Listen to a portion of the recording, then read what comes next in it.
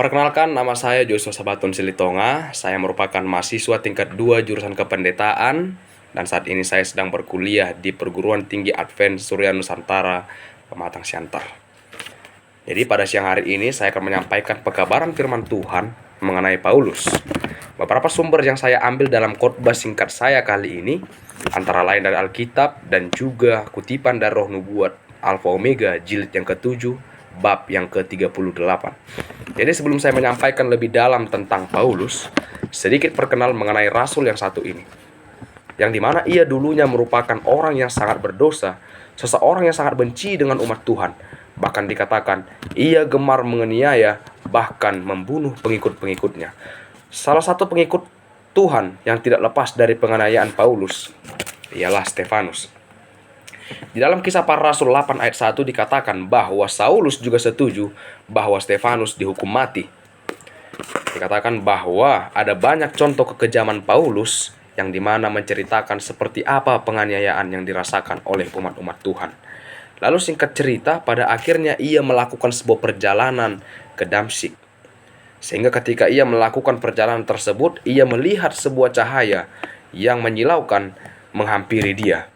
Lalu dikatakan bahwa ia, ketika cahaya itu datang kepadanya, dikatakan bahwa ia rebah ke tanah dan tiada menyangka bahwa cahaya yang datang itu merupakan sebuah penglihatan yang dimana Yesus sedang menyampaikan diri atau menampakkan diri kepadanya. Di dalam Kisah 9 ayat 6 dikatakan bahwa sebuah sumber suara berkata kepadanya, demikian firman Tuhan, bahwa akulah Yesus yang engkau aniaya itu. Setelah sehingga penglihatan itu, ia menjadi buta selama beberapa hari. Tetapi hamba Tuhan yaitu Ananias menuntun Paulus sehingga ia berbalik kepada Allah dan meninggalkan dosa-dosanya. Lalu dalam Kisah 13 ayat 9 yang dimana ia telah berganti nama menjadi Paulus. Dikatakan di sini bahwa di dalam keberdosaan Paulus tersebut ternyata ada sebuah rencana Tuhan, yang dimana walaupun Paulus merupakan seseorang yang penuh dengan dosa, Tuhan masih ingin menampakkan diri kepadanya. Sehingga dikatakan singkat cerita, dalam perjalanan Paulus, ia telah banyak memenangkan orang yang tidak mengenal Tuhan. Bayangkan, seseorang yang awalnya merupakan seseorang yang membenci akan umat-umat Tuhan, terlebih membenci akan ajaran Tuhan. Dikatakan bahwa ia dapat memenangkan orang-orang sehingga orang banyak yang awalnya tidak mengenal Tuhan, mereka kembali berbalik juga sehingga mereka mau mengikuti Tuhan. Dan juga ada banyak tempat dan kota yang dijamah oleh Paulus, dan ajaibnya atas izin daripada Tuhan itu sendiri, Paulus dapat memenangkan orang-orang tersebut. Jadi kesimpulan singkat dalam khotbah saya pada siang hari ini, dikatakan bahwa walaupun hidup kita penuh dengan dosa dan juga penuh dengan setiap perbuatan-perbuatan yang salah dan juga tidak benar di hadapan Tuhan, akan tetapi roh Tuhan tidak akan berhenti pada kita.